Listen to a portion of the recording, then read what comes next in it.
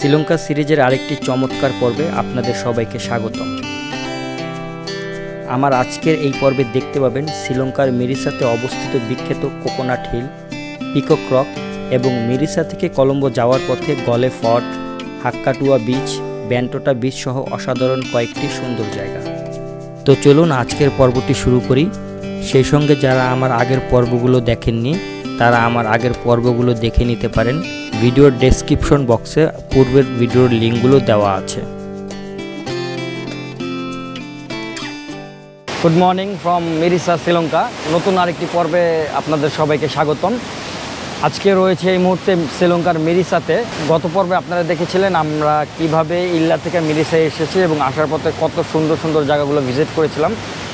এটা হচ্ছে আমার হোটেলের রেস্টুরেন্ট এরিয়া। এই যে দেখুন সামনে যে বিচটা দেখতে পাচ্ছেন,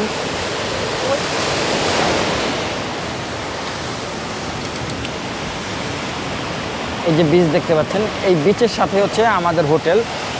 আর চমৎকার সুন্দর একটি জায়গা। আর এটা হচ্ছে রেস্টুরেন্ট এরিয়া, এই যে ভিতরে রেস্টুরেন্ট এরিয়া। এখানে সবাই বসে ব্রেকফাস্ট করে বা ডিনার করে, লাঞ্চ করে, সব টাইপেরই খাবার পাওয়া যায়। আমাদের হোটেলের রুমের সঙ্গে ফ্রি ব্রেকফাস্ট ছিল, বাট এটা সেট মেনু। তো আমি আজকে যেই খাবারগুলো নিয়েছি এটা আপনাদের সঙ্গে একটু শেয়ার করি। এটা হচ্ছে ইন্টারন্যাশনাল মেনু বলে এটাকে। তো এখানে ইংলিশ ব্রেকফাস্ট আছে, ইন্টারন্যাশনাল ব্রেকফাস্ট আছে, আর হচ্ছে গিয়ে শ্রীলঙ্কান ব্রেকফাস্ট আছে। তবে এখানে সেট মেনু করা, বুফে সিস্টেম না। আমরা আগে যে হোটেলগুলো ছিলাম বিভিন্ন শহরে সেগুলো সব বুফে ছিল। তো আমরা ব্রেকফাস্ট করে বেরিয়ে পড়লাম ডে ট্রিপের জন্য। এখানে ডে ট্রিপটা খুব বেশি একটা দূরে নয়, বিশেষ করে আমাদের আজকের যে প্রথম ডেস্টিনেশন, এই যে পিছনে দেখতে পাচ্ছেন একটা পাহাড়ের মতো ছোট রক, এটার নাম হচ্ছে পিকক রক। এখানে সবাই আসেন এবং এই সামনে যে পানি, অল্প একটু পানি আছে, এটা পার হয়ে ওই রকটাতে যান, ওখানে গিয়ে ছবি তোলেন। আর এই পিকক রক থেকে আমার হোটেল, এই যে দেখুন এটাই, এই যে এটা, অর্থাৎ আমার হোটেল এবং পিকক রক খুবই কাছে। এই যে হচ্ছে সেই পিকক রক, এখানে যাওয়া যায়, বাট সামনে একটু পানি বেশি দেখছি। এখন জোয়ার তো, ভাটার সময় যাওয়া যায়। আর অনেক বড় বড় ঢেউ, এই যে দেখুন আসতে পড়ছে কত বড় বড় ঢেউ। তো পিকক রকে গিয়ে এখানে মানুষ ছবি তোলে, ওই যে বড় বড় পাথর দেখতে পাচ্ছেন ওখানে যায়। বাট আজকে একটু আবহাওয়াটা খারাপ এবং এখন পুরো ভরা মৌসুম, তো বিশেষ করে বর্ষাকালের, যার কারণে একটু প্রচুর পরিমাণে ঢেউ রয়েছে। বাট এখানে নভেম্বর থেকে মার্চ পর্যন্ত খুব শান্ত থাকে। তো এখানে কিন্তু সিজন হচ্ছে নভেম্বর থেকে মার্চ পর্যন্ত। এখানে নভেম্বর থেকে মার্চ পর্যন্ত কিন্তু অনেক অ্যাক্টিভিটিস হয়ে থাকে, ওয়াটার অ্যাক্টিভিটিস। বিশেষ করে নীল তিমি দেখা যায় সাগরের দিকে গেলে, এই শিপে করে যেতে হয়। তাছাড়া আরও অনেক স্নোফিলিং আছে, আরও বেশি অনেক অ্যাক্টিভিটিস। বাট এখন তো জুন জুলাই, তো যার কারণে কোনো অ্যাক্টিভিটিস নাই। আর এই জায়গাটা আমার কাছে অনেক ভালো লাগতেছে এই জন্য যে বিশাল বড় বড় ঢেউ। তো এখন আমরা এই পিকক রক থেকে চলে যাব হচ্ছে গিয়ে নেক্সট ডেস্টিনেশনে, সেটা হচ্ছে কোকোনাট আইল্যান্ড। এই মিরিসার সবচেয়ে সুন্দর জায়গা সেটা। তো চলে এসেছি আজকের দিনের সবচেয়ে আকর্ষণীয় যে জায়গাটা, সেটা হচ্ছে কোকোনাট হিলে। অনেক লোকজন ইতিমধ্যে এখানে চলে এসছে, কারণ মিরিসাতে যারা আসেন কোনোভাবে এই জায়গাটা মিস করেন না। এটা হচ্ছে গিয়া মিরিসার আইকনিক একটি জায়গা। তো আপনি মিরিসা নামে সার্চ দিলে গুগলে এই জায়গাটা সবার আগে আসবে। বাট এখন কোকোনাট গাছে একটু কম পাতা দেখা যাচ্ছে, বাট আরও অনেক ঘন থাকে। আমরা মেন রাস্তা থেকে এই পথ ধরে হেঁটে আসলাম। এখান দিয়ে মেন রাস্তা থেকে ভিতরে আসতে প্রায় 2 মিনিটের মতো লাগে সর্বোচ্চ। আর আমাদের হোটেলটা ওই যে দেখা যাচ্ছে বড় একটা বিল্ডিং, ওইখানে।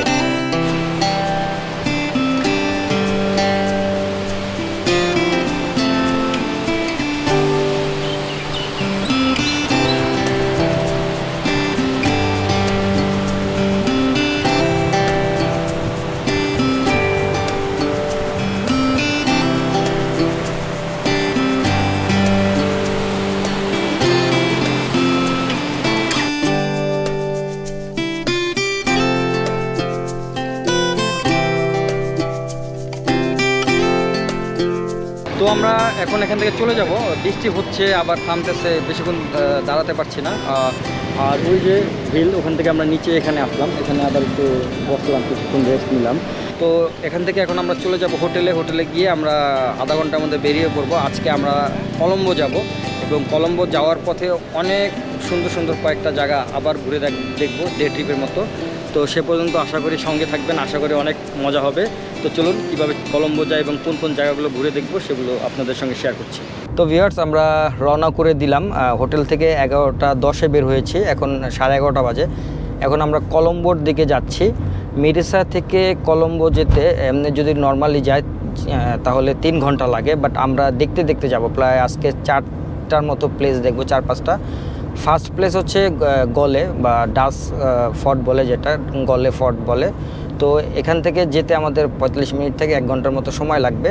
আজকের এই ডে ট্রিপে কিন্তু বরাবর আমাদের সঙ্গে আমাদের ড্রাইভার মিস্টার তিসারা রয়েছেন, যিনি আমাদের গাইড করছেন। গত 4 দিন যাবত ওনার গাড়িতে ঘুরছি। এই গাড়িতে আজকের আমার ফেয়ার পড়েছে, এই গাড়িতে আসে ডে ট্রিপের ফেয়ারটা পড়েছে বাংলাদেশি টাকায় প্রায় 7,000 টাকা, যা শ্রীলঙ্কান 18,000 রুপি। তো মূলত বেশি একটু পড়ছে, তার কারণ হচ্ছে তিসারা তো রাত্রেবেলা এখানে ছিলেন, তার একটা কস্ট ছিল, সে নিজে খেয়েছেন, এই জন্য অতিরিক্ত একটু খরচ হয়েছে। তো চলুন আমরা আসলে দেখতে দেখতে যাই, বিভিন্ন প্লেসগুলো আপনাদের ঘুরে দেখাই। তো ভিউয়ার্স, চলে এসেছি আজকের আমাদের দিনের প্রথম প্লেসে, সেটা হচ্ছে গলে ফোর্ট। আর এই যে আমরা এই রাস্তা ধরে আসলাম, এগুলো যে পুরাতন যে বাড়িঘরগুলো দেখতে পাচ্ছেন, এগুলো সব সেই ব্রিটিশ আমলের সময়ের থেকে তৈরি। আর এখানে বর্তমানে হচ্ছে গিয়ে সরকারি কাজে ব্যবহার হচ্ছে এই বাড়িঘরগুলো, এবং ভিতরে আরও অনেকগুলো বাড়ি আছে। এবং এই পাশটা দেখুন, এগুলো দেখুন ব্রিটিশ আমলের তৈরি সেই বাড়িঘরগুলো। প্রাচীনকাল থেকে শ্রীলঙ্কা মশলা চাষ এবং চা উৎপাদনের জন্য বাণিজ্যিক বন্দর হিসেবে খুবই বিখ্যাত ছিল। সেই সূত্র ধরেই 16 শতকে পর্তুগিজরা শ্রীলঙ্কা দখল করার পর দুর্গটি তৈরি করেছিলেন। পরবর্তীতে 17 শতকের দিকে ডাচরা শ্রীলঙ্কা দখল করে নেয় এবং সেই সময় তারা দুর্গটি দখল করে। ডাচরা শ্রীলঙ্কা দখল করার পরবর্তীতে ব্রিটিশরা এই দুর্গটি দখল করে নেয় এবং তারা দীর্ঘদিন যাবৎ এখানে বাণিজ্যিক কার্যক্রম পরিচালনা করে। এখানে রয়েছে সুন্দর একটি লাইট হাউস, যে লাইট হাউসের আলোর মাধ্যমে রাতের বেলায় দূরের জাহাজগুলো পথ দেখে এখানে আসতো। সেই সঙ্গে দুর্গটি শত্রুদের হাত থেকে রক্ষা করার জন্য দুর্গের চারপাশে অনেক কামান বসানো হয় এবং দুর্গটি যুদ্ধ করার উপযোগী হিসেবে তৈরি করা হয়। গলে শহরে ডাচ, পর্তুগিজ এবং ব্রিটিশদের তৈরি করা অনেক সুন্দর সুন্দর স্থাপনা দেখতে পাবেন। এই শহরে রয়েছে অনেক পুরাতন বছরের রেস্টুরেন্ট এবং হোটেল, চাইলে এখানে একটি রাত থাকতে পারেন। এখানে সূর্যোদয়ের অনেক সুন্দর দৃশ্য দেখতে পাওয়া যায়। গলফ ফোর্ট থেকে এখন চলে যাচ্ছি, এখন যাব আমাদের পরবর্তী প্লেসে।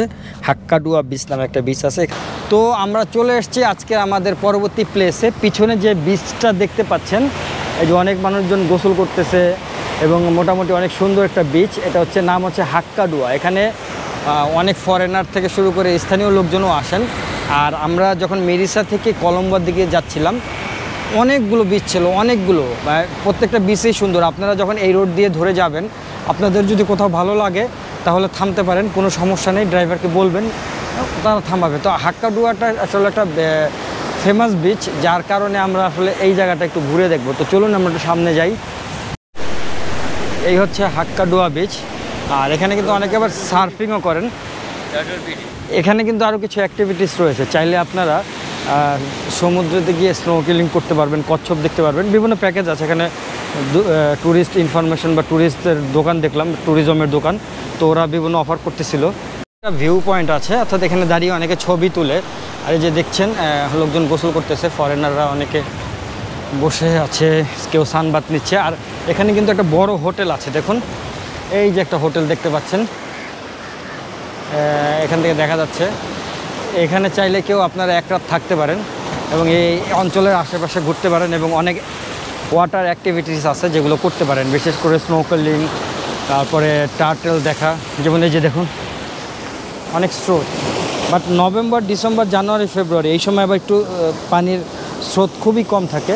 এখন একটু ভরা মৌসুম, তো যার কারণে একটু পানি বেশি।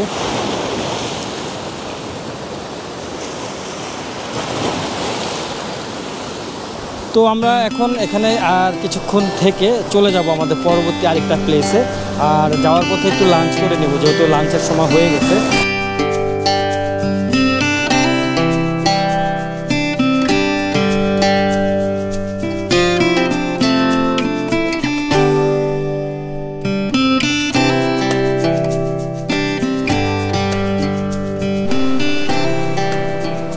তো আমরা লাঞ্চ শেষ করে চলে এসেছি বেন্তোতা যে বিচ রয়েছে, মেইন যে বিচটা, এখানে। এই যে দেখুন অনেক লং বিচ, এই মাথা থেকে শুরু করে ওই যে লাল বিল্ডিং পর্যন্ত দেখতে পাচ্ছেন, ওইটা হচ্ছে বেন্ততা বিচ। আর ওইখানে ওই যে লোকজন দেখতে পাচ্ছেন, ওইখানে মূলত মানুষজন বেশি সুইমিং করে। আমরা আসলে ওইখানে আর গেলাম না। তো এখানে কিছুক্ষণ ঘোরাঘুরি করলাম এবং বিচটা আমার কাছে ভালো লেগেছে, কারণ অনেক নিট অ্যান্ড ক্লিন। তো দেখুন আসলে কিন্তু বিচটা অনেক পরিষ্কার পরিচ্ছন্ন। আর এখানে কিন্তু সুন্দর সানসেট ভিউ দেখা যায়, চাইলে আপনারা সুন্দর সানসেট ভিউ দেখতে পারেন। আর এখানে কিন্তু অনেক হোটেল রয়েছে যে ভিতরে, যারা একটু নিরিবিলি পছন্দ করেন, পরিষ্কার বিচ পছন্দ করেন, তারা এখানে থাকতে পারেন। আর মেরিসা থেকে কলম্বো যাওয়ার পথে কিন্তু অনেকগুলো বিচ পড়েছে, বাট এরা হাইওয়ে রোড ধরে গেলে পাবেন না, আরেকটা রোড আছে, আপনাদের গাইডকে বললেই হবে। তো এখন আমরা এখান থেকে চলে যাব কলম্বো সিটিতে। আপনাদের দেখাবো কলম্বো সিটিতে কোথায় হোটেল নিয়েছি এবং ফেয়ার কেমন, এবং কোন জায়গায় আসলে থাকলে কলম্বো সিটিতে আপনাদের জন্য ভালো হবে এবং পুরো শহরটা ঘুরে বেড়ানো যায়। তো ঠিক আছে, চলুন কলম্বোর উদ্দেশ্যে যাই। তো ভিউয়ার্স, চলে এসেছি কলম্বো সিটিতে। আমরা যে হোটেলে এসেছি সেটা হচ্ছে একটা 4 স্টার মানের হোটেল। তো হোটেলটা দেখুন অসাধারণ। চলুন একটু ভিতরে ঢুকি এবং লবিতে গিয়ে প্রসেসটা শেষ করে তারপরে রুমে যাচ্ছি। তো হোটেলে আসার সঙ্গে সঙ্গে আমাদেরকে একটা ওয়েলকাম ড্রিঙ্কস দিল।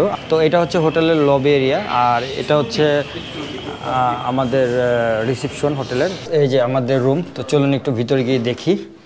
এই রুমটা অনেক সুন্দর, বিশেষ করে অনেক বড়। তো প্রথমে হচ্ছে ওয়াশরুমটা দেখে, কারণ ওয়াশরুমটা একদম প্রথমেই এই যে দেখুন।